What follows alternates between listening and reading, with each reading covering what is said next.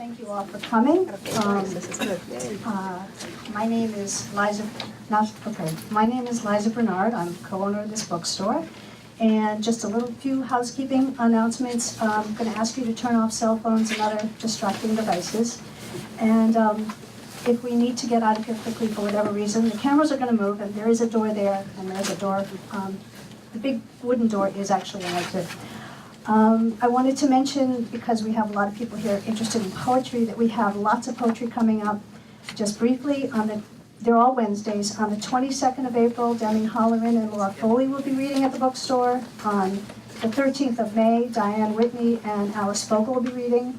On the 3rd of June, Carol Westberg and Carol Potter will be reading. And then on the 24th of June, there's going to be a tribute to Donald Sheehan, who was the late executive director of the Frost Place. And Baron Wormser, Cleopatra Mathis, Phyllis Katz, and others will be here for that. He's got a new book coming out. Next week, on Wednesday, we are honored to launch Jeffrey Lent's new novel. It's pretty amazing. And tonight, we're here to launch the Sundog Poetry Project. And without further ado, I'm going to turn the mic over to Tamara Higgins. Mary Jane Dickerson's first.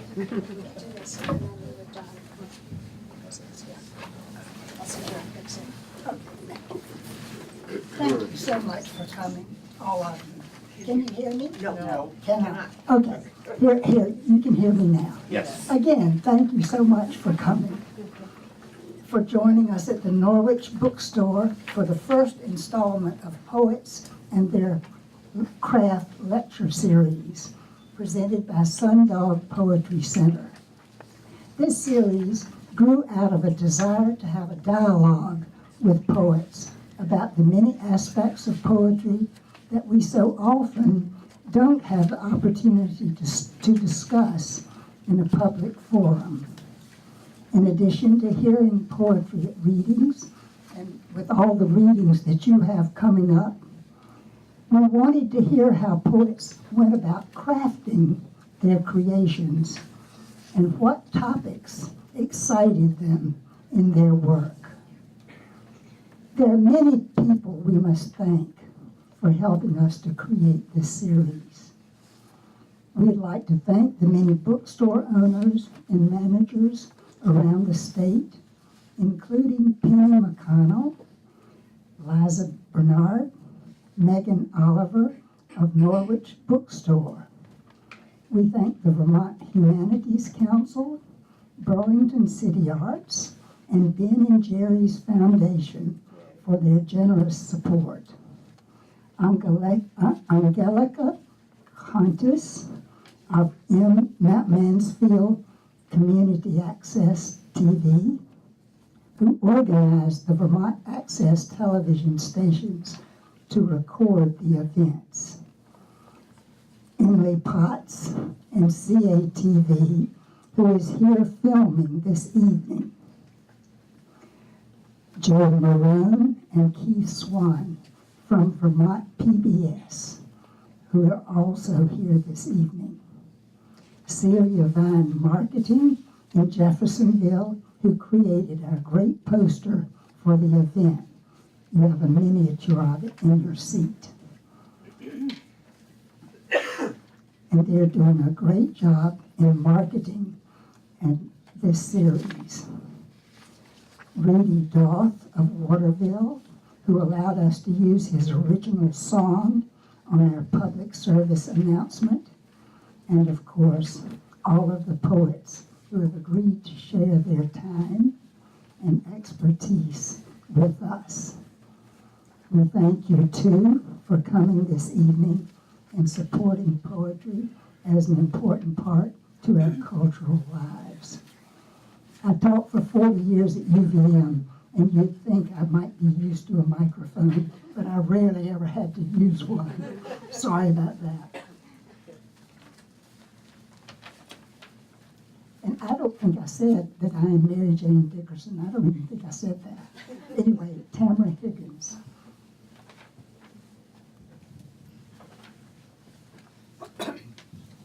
Thanks, Mary Jane. Thank you all for coming. It is a great, great honor to have Vermont's Poet Laureate Sidney Lee here for the first event in Poets in the Craft Lecture Series. As the author of 12 books of poetry, 4 collections of essays, and a novel, Sidney's lecture topic, Inviting the Reader, Narrative Values, Lyric Presentation, will surely help us understand the intricate and delicate interweaving of story and music found in poetry. Sidney has won fellowships from the Rockefeller, Fulbright, and Guggenheim Foundations, and has taught at Dartmouth, Yale, Wesleyan, Vermont, and Middlebury colleges. Among his many accomplishments, Sidney founded New England Review and served as its editor from 1977 to 1989. As Poet Laureate of Vermont, he has responded to hundreds of requests to share his poetry throughout the state, demonstrating that his generosity is as essential to him as the Vermont wilderness he so often writes about. It is due to this generosity that he is here with us tonight to share and discuss his thoughts on poetry. Please welcome Vermont Poet Laureate Sidney Lee.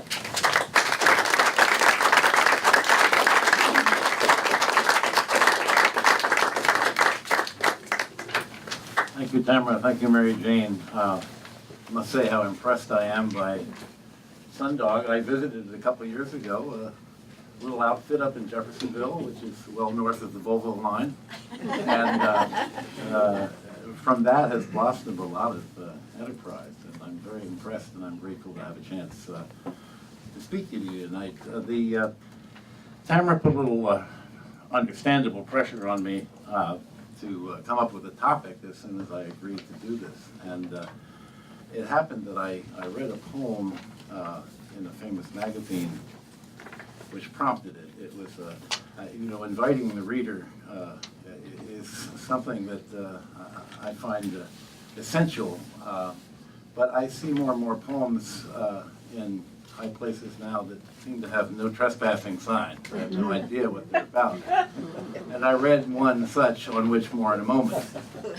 And I said, well, I'll try and write something about how you include a reader rather than excluding him or her. Start by saying that recently, the editor of quite a good online journal wrote to me and 25 other poets and asked us to complete the following phrase in one sentence: poetry is. And what I wrote was, nowadays poetry consists of units of language that their authors call poems, and can range from conventional forms to prose poems, and including anything in between. I meant, obviously, that no one definition of poetry is available in our age. But was it ever? The claim, that's not poetry, which some would say a poem does not rhyme, reminds me of the history of poetry. What would John Milton, who came to hate rhyme, by the way, calling it the invention of a barbarous age, what would he have thought of fellow non-rhymer Walt Whitman, for example? What would Milton have thought even of William Wordsworth? What would Wordsworth have thought of Emily Dickinson? What would Dickinson have thought of Ezra Pound? And so on. I begin in this way just to indicate that nothing I say tonight has doctrinal value. I try never to make the claim that's not poetry, simply because there have likely always been almost as many different notions of what poetry is as there are poets. So I have no sweeping take on what poetry may be, and even if I did, it wouldn't be very important. What I'll really be talking about tonight is my own practice as a writer, and my practice is my practice not because it represents the right way, but because it's my practice, if you'll allow me a little circular logic. I don't want to make what I can do the measure of virtue in poetry, and therefore automatically make everything else into a vice. That itself would be a vice called narcissism, which I strive, usually with some success, to avoid. It would also exclude any number of my favorite writers, perhaps most of them, from the inner circle. And yet, what would any of the poets I mentioned make of the following poem in a recent New Yorker? What do you make of it? It's the first thing on your hand up. It's called Ship's Whistle. Years pass and I received no letter with the word trombone. The distant cousins wrote, offered their shriller sympathies. What's wrong with us? Nothing I knew. Bloodboard and isinglass, grimoire and comb, friends all. Still, I felt horribly alone. Until one day it dropped through round the light onto the mat. I was carrying my dictionaries of hope, who, why, and what, apart when it sounded that note pressing for home, trombone. And fearing it a dream was like waking in the wrong room, not daring to believe in your return, or having come to my senses after sickness. Veneer, mirror, and comb, objects that shivered as relief swelled under them, they drew lots to be turned to words which soon as said I knew were brass. Years sliding past alone until, avast, trombone. Well, I have no idea what those poets would make of that. As for me, I can't make head or tail of it.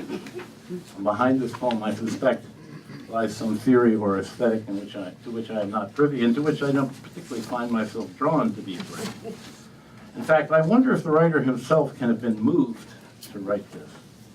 I certainly can find nothing moving in it, and as I recall Maxine saying to me in conversation, what's the point of a poem with no feeling at all? Now, I can't legitimately argue that the trombone poem is not poetry. It has a certain ring to it, no doubt, for fear again of the narcissist presumption. But I want to speak of narrative values in lyric poetry, not merely because I employ them, but simply because I think they can help us avoid the sort of density, even impenetrability, of the poem I just read. The sort of writing, as I see it, that can give poetry a really bad name, even among people who read a lot, who come to libraries and good bookstores like this one. My friend Garrett Kaiser tells me that when the 1973 Arab-Israeli War broke out, Israeli conscripts rushed home to get their rifles, which they were obliged to own, and copies of poetry collections by the great Yehudi Amichai. That's an extreme example, of course, but perhaps illustrative. I think it's impossible to imagine anyone running home for a copy of Ship's Mast before going into combat. Before I proceed further, I should tell you that many younger editors are all but militantly anti-narrative.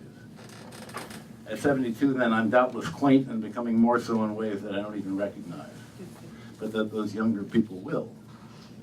So be it, I'm old enough not to care what the smart and hip people think anymore. The title of my presentation suggests that I want poems which invite readers in, rather than ones which exclude them. And that's what, in my opinion, narrative values can help us with. Certainly not the only thing. Mind you, I say narrative values, which is not the same thing as talking about writing narrative poetry with actual plot, beginning, middle, and end. I've written a certain amount of such poetry myself, and I've surely enjoyed it in others, all the way from the extraordinary epics of Milton and Spenser, to much of Frost's longer work, to Ellen Boyd's Kyrie, to a lot of Sharon Olds's work, to the superlative story poems of B.H. Fairchild, perhaps my favorite poet writing, to wonderful stuff by Maine's poet laureate Wes McNair, on whom more later along. Let me read you another poem. It's the next one on your handout before I try to be more specific about this matter of narrative values, especially as they may apply to non-narrative lyric poems. This one is called Silver Flash. Not since I was 4 or 5 at most, and in the first of so many striped t-shirts have I been this close to the flavor of safety. I'm walking into town again, the child of hills. You bought me fish and chips for lunch, my own adult portion because I asked for it, in Evans' tiled restaurant, the Alhambra of takeaways. Fine living robs the faculties of right judgment. I turned, lost sight of you that afternoon in M&S. Gone, and the unworn self at once puts on habits of wandering. Have you seen my... They stood me on a counter. You appeared, and recognition bore away the riderless hoofbeats of fear. Pride came to claim me later when you praised my instinct to be visible, which soon became the need to be noticed, a confused stage, a knowingness that wasn't what you'd meant at all. You were relieved to see I'd asked for help. Could be that lost and knowing it be found. My deep sea stripes helped you spot me. Their clumsy colors sliding past today in town, the blue and brown and silver flash of cars, like keys to some fastness, high ground. Now, without pausing for any detailed analysis, I'll simply say that I'm much taken by this poem, which belongs to an Englishman named Will Eves, who, astonishingly, also wrote that poem about the trombone, or about something. Interchangeable. I must say that I wonder what happened between 2011, which is the date of this poem, and 2015, which is the date of the trombone poem. What could have motivated the change from this manner to the manner of the one I led off with? I can't answer that, and it's entirely possible that I missed the point of the later poem. But so far as I can see, there are certain purely factual issues missing from that later one. Despite the author's reference to his dictionaries of hope, who, why, and what, who, why, and what seem conspicuously absent from what he presents. And here's, for me, where those narrative values can come in, the values of conventional short fiction, ones that my generation learned about in grammar school: character, plot, setting. In any case, there are a few basic questions I pose to any draft I produce, and they're much related to character, setting, and plot. Who's talking? To whom is he or she talking? Where is the speaker on delivering the words we read? Answers to these questions in the trombone poem are impossible for me, at any rate, to find. The speaker, whatever strange beast he is, whatever character would be sitting around waiting for a letter with the word trombone in it, with bated breath. But whatever strange beast he is, he could be anywhere as he waits for this letter. Who the speaker is, therefore, remains totally unclear to me. I have no sense of character. I want that sense, and if I write or read a poem in the first person, I want the character named I to show some characterological qualities too. I'm neither impressed nor interested in the thoughts and feelings of a mere pronoun. In this case, if the poem were unattributed just for trivial example, we could equally imagine the speakers to be female or male. And if I can't even know, if I cannot even be sure of something so apparently trivial and factual as that, how may I be expected to know what my students have always called deeper meaning? Who, what, where, why? If my poem can't answer at least some of these questions, I feel I need to work on it further. As the saying goes, I want to know in my poem or someone else's, what's the story here? Not knowing that, not knowing, as my generation used to say, where the poet is coming from, I feel not invited in, but almost intentionally excluded. I feel a need to know some encoded language or some other secret in order to enter the poem. Lacking the knowledge of who, what, where, why, etc., I turn away, and that for me is about the last effect I want to have on my reader.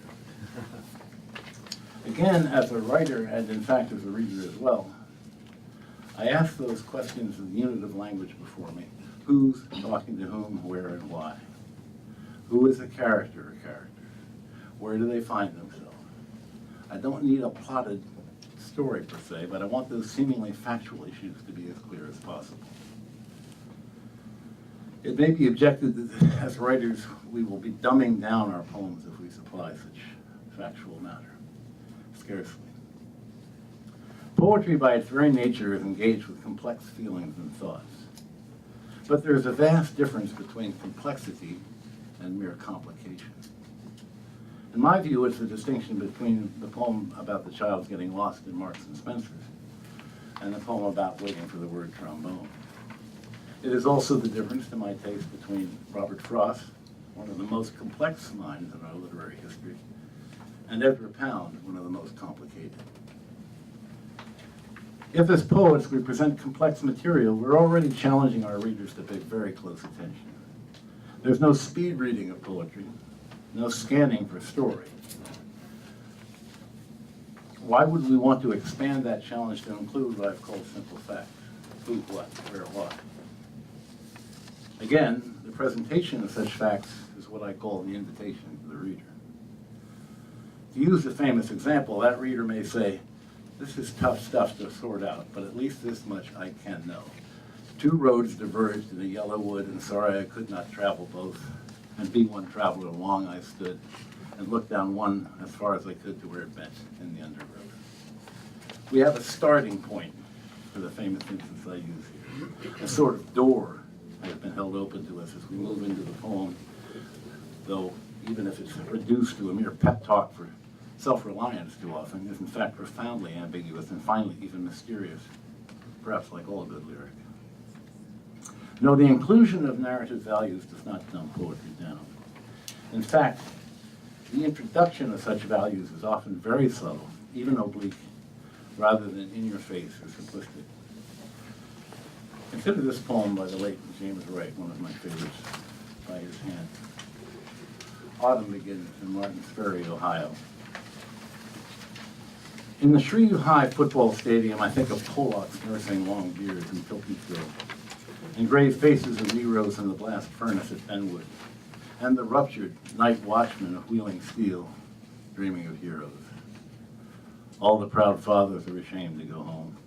The women cluck like starved pullets, dying for love. Therefore, their sons grow suicidally beautiful at the beginning of October and gallop terribly against each other's bodies. I remember seeing this poem early on and concluding that it was clearly a first-person commentator's indictment of a social structure that's ruinous and whose priorities are badly skewed. I thought of high schools where we can't afford advanced placement textbooks, but we hire a new football coach, at great expense.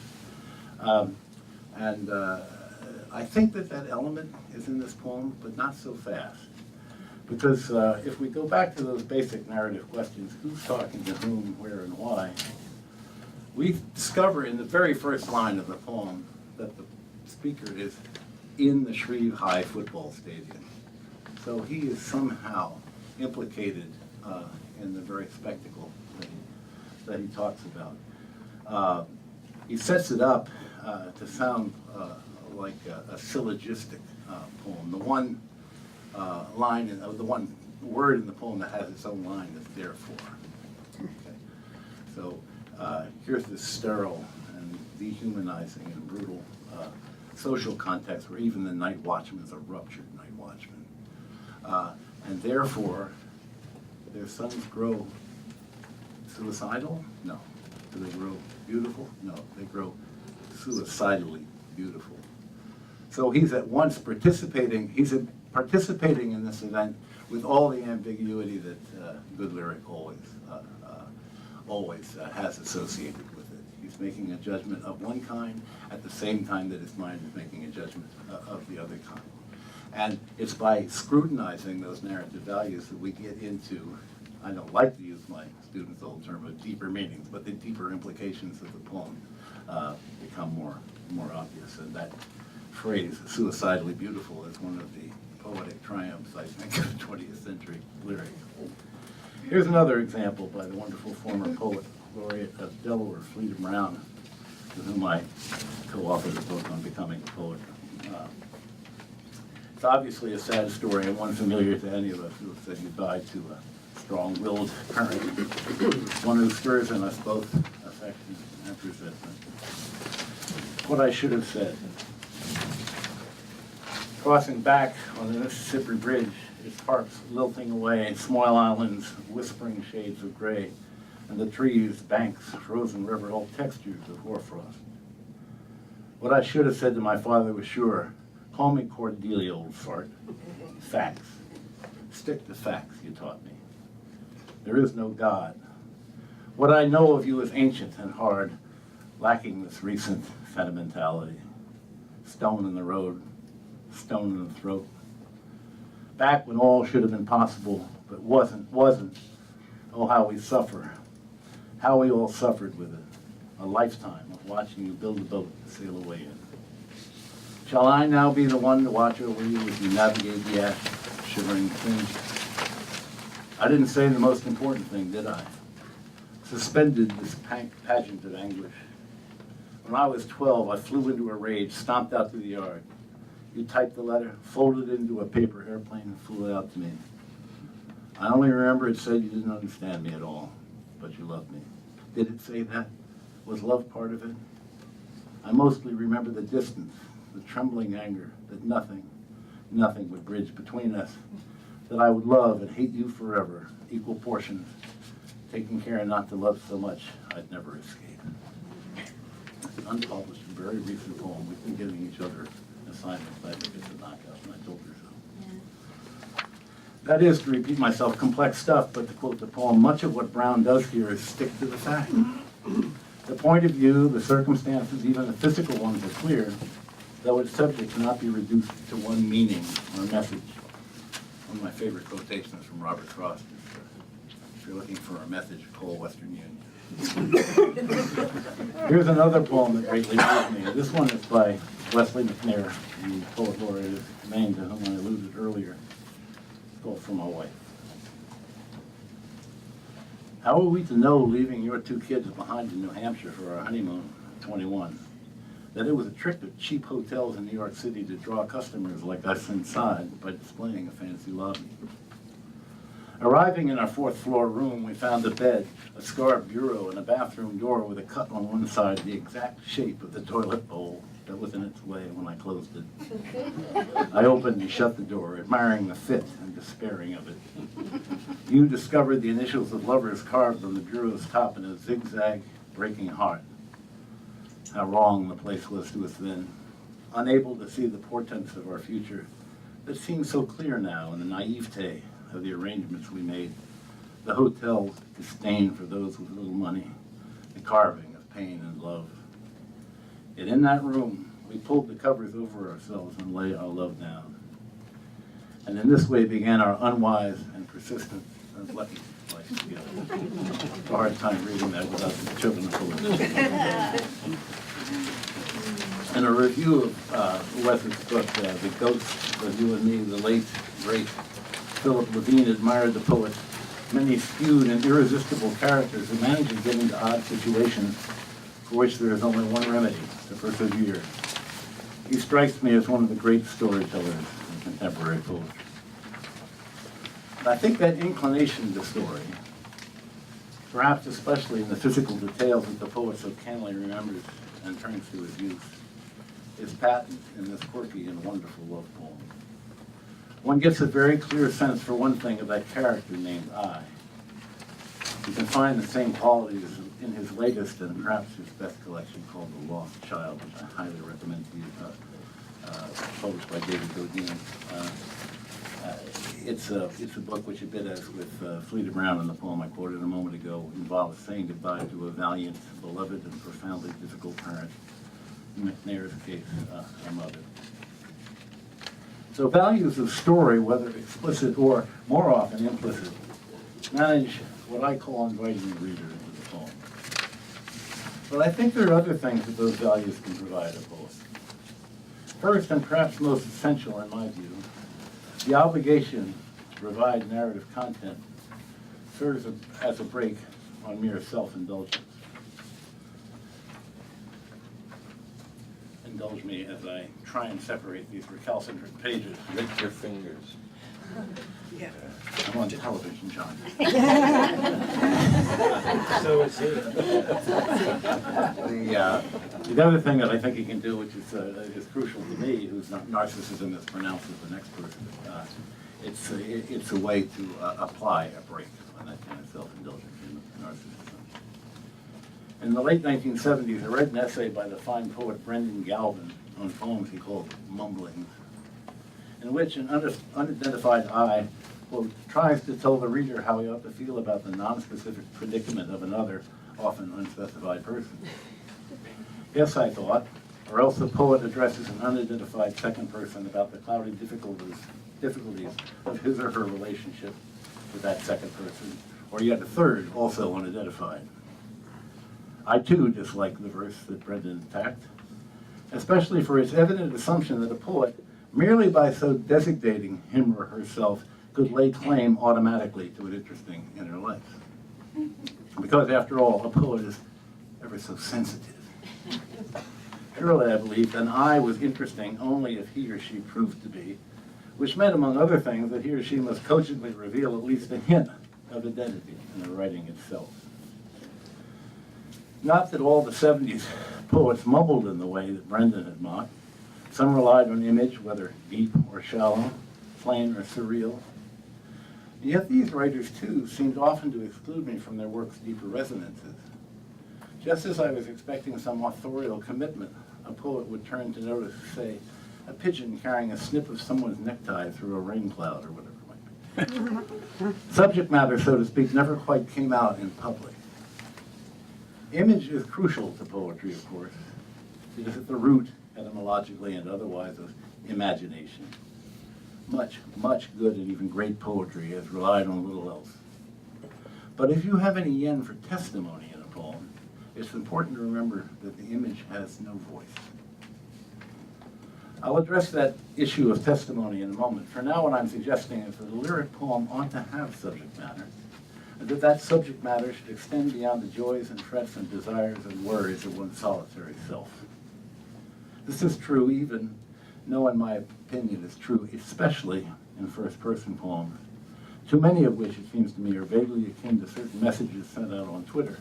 Frankly, I don't give a damn. You're well pleased to have made a money-saving purchase at Costco.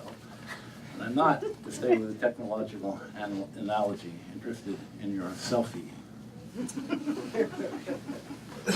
I've found narratives to be a check on my own narcissism, which is as pronounced as anyone, as I admit, but here's another opportunity to provide something more positive, and to me more intriguing, though it may not be, and need not be, for everyone.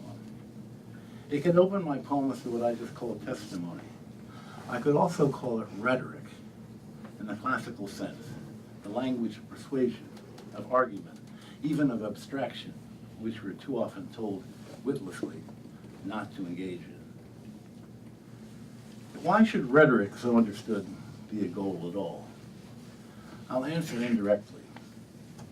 Having not only conducted but also visited many a workshop, I've often noticed a kind of anti-rhetorical rhetoric among teachers and participants implicit in the mantra, show, don't tell.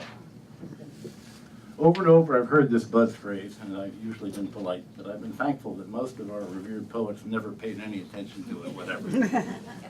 Consider, for example, the ceremony of innocence is drowned, the best lack all conviction, while the worst are full of passionate intensity.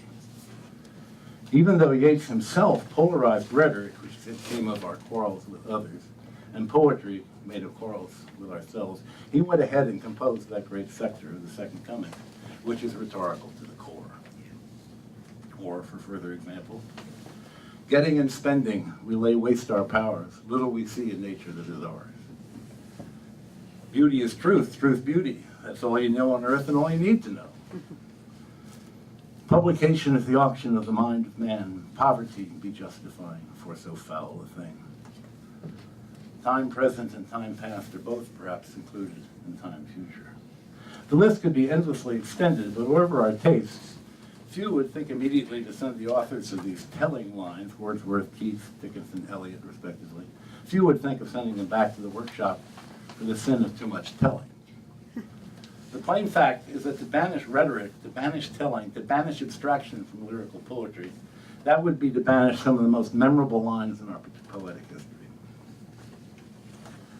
Let me close, as I am apt to do, with Robert Frost, and with a reference to a poem with rhetoric is easy to hear, since that's almost all there is.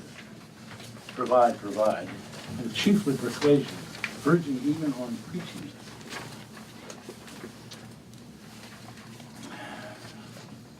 Just like me, not to have provided myself with a copy, may I?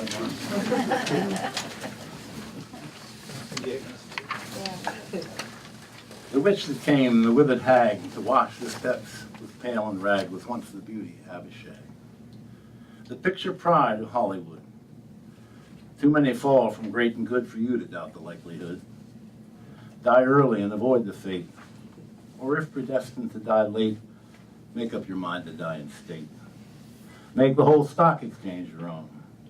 If need be, occupy a throne where nobody can call you crone. Some have relied on what they knew, others on simply being true. What worked for them might work for you. No memory of having starred atones for later disregard or keeps the end from being hard. Better to go down dignified with boughten friendship at your side than none at all. Provide.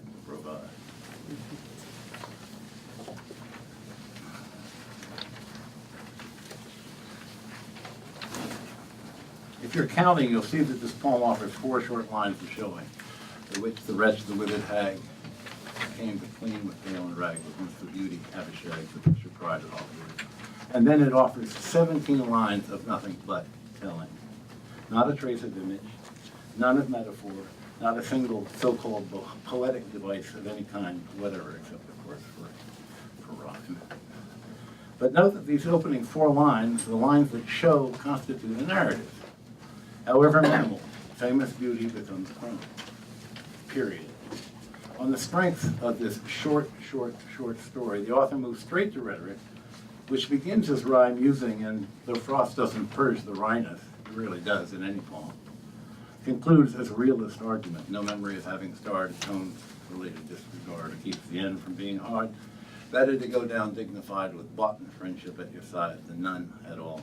Provide. Now, if you agree here that Frost, quote, gets away with flouting the show don't tell injunction, you may see that he does so precisely because in that opening mini-narrative he has shown.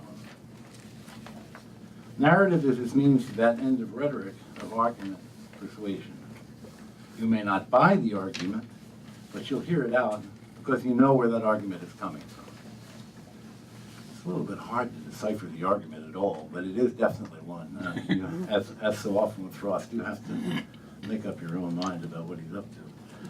Had that opening mini-story not existed, you'd have been tempted to dismiss everything that follows as mere opinionation, unassociated with any recognizable reality. Narrative is the very grounds on which the poet bases his conclusions, ambiguous as they remain, as always in Frost. Once again, that is, I think this poem passes the who, what, where, why test, and it shows that a writer needn't overdo the narrative values of his or her lyric. We know just enough about the speaker's identity and provide to feel invited in. It's enough for us to understand that he is one who has seen a formerly beautiful and idolized woman reduced by circumstances to meniality. We know the where aspect too. He was on hand to make the observation. Just to sweep the step was all that, to clean the step. We need no more location, and very brief compass that is Frost earns his authority to comment. As I say, not everyone may aspire to rhetorical poetry, to testimony, and even I have a satchel full of Frost poems that I prefer to this one, great as it is in my opinion. Maybe my interest in narrative as a means to argument has simply to do with my being contrarian by nature. If I'm told I can't do it, I want to try. Or related, that interest may come from the sort of Frostian impulse he describes in 2 Tramps in Mud Time. It's no moral failing if you don't share that impulse. As I said right along, I can only speak from my experience as writer and reader. It's not the right experience, unless you want it to be. To quote that great liar Donald Rumsfeld, it is what it is, and here's what it is. My object in living is to unite my avocation and my vocation, as my 2 eyes make one in sight. Only where love and need are one, and the work is play for mortal stakes, is the deed ever really done for heaven and the future's sakes. Thank you.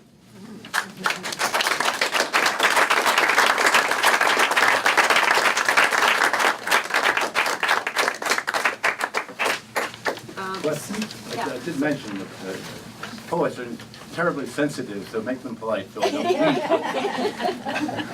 Go ahead. No, I was just going to say, we're open for questions. And what we'll do is, if you have a question, I'll try to repeat it so everyone hears and the camera hears, or the microphone hears up here. Speaker hears. Thank you. David. In the poem Provide, the name Abishag, is that an allusion to something in particular, biblical or? Yes, it is. She's an Old Testament figure whose identity, speaking of identity, I've forgotten. I knew it one time. Maybe somebody in the room does. I can't remember. Because sometimes an allusion would lead to a whole nother story Entirely possible. that And- explains this a little bit. And had I been more interested in exegesis of the poem per se rather than trying to make my own rhetorical point, I probably would have chased that down. It's worth doing, I'm sure. I mean, Frost rarely includes something that isn't pretty important to what he's after.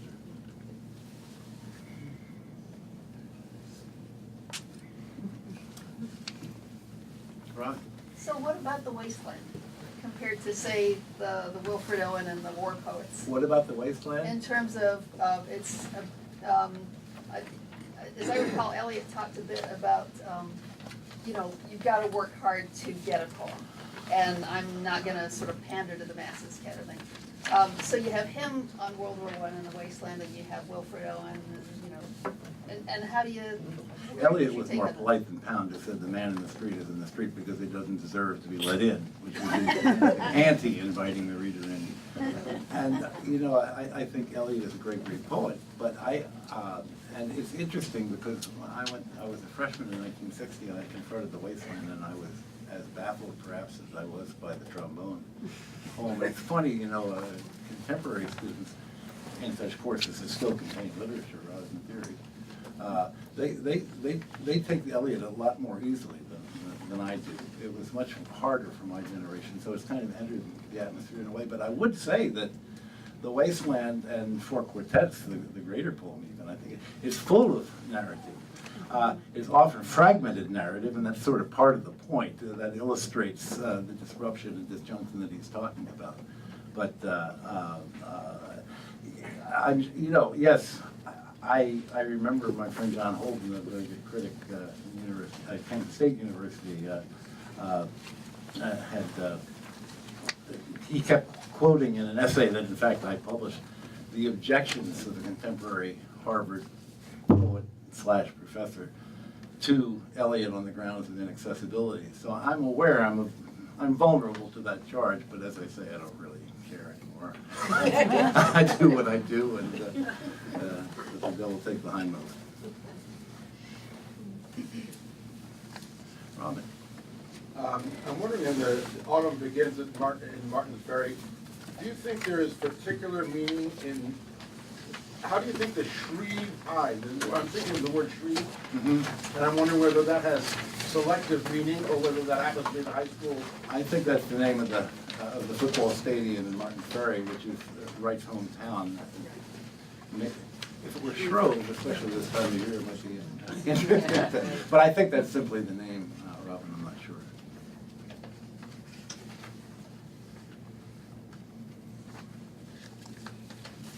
Philip. You mentioned B.H. Fairchild, who is also one of my favorites, and I think for me his best book was The Art of the Lathe. Terrific. And I wondered if you wanted to comment on any one of the poems there that you thought was especially. Well, you know, he's not so long ago published the new one selected called the Blue Buick, and the poem called Body and Soul, which is perhaps his most famous poem, it's just matchless. I don't know how many people have read that poem in the room. It's real. That's your homework. Go read Pete Fairchild's poem Body and Soul, which I believe is in the Lathe book. I may be wrong about that. I'm pretty sure it is. But he's full of narrative. It's kind of gritty Dust Bowl stuff. He was born in Oklahoma, and then he moved to Texas, and Kansas. His dad struggled to make ends meet, and it's just full of this odd evocation of a very, very difficult life, which is just shot through with tenderness as well. You know, affection for his family, affection for the people, even the roughnecks that he was raised with in their struggles and their valor and so on. He's just a wonderful boy. And Wes McNair's book, if you haven't seen that, this new one, The Lost Child. Wesley was born in New London. His mother, his father ran off, and he remarried, and the stepfather ran a nursery, and he wasn't very successful, and he wasn't very nice to Wesley at all. And the mother, in her older age, after her second husband died, moved back to her Missouri, right in the Ozarks, right on the Arkansas border. And he goes back to send to her as she's leaving the planet, and it's just an astonishingly wonderful, wonderful book.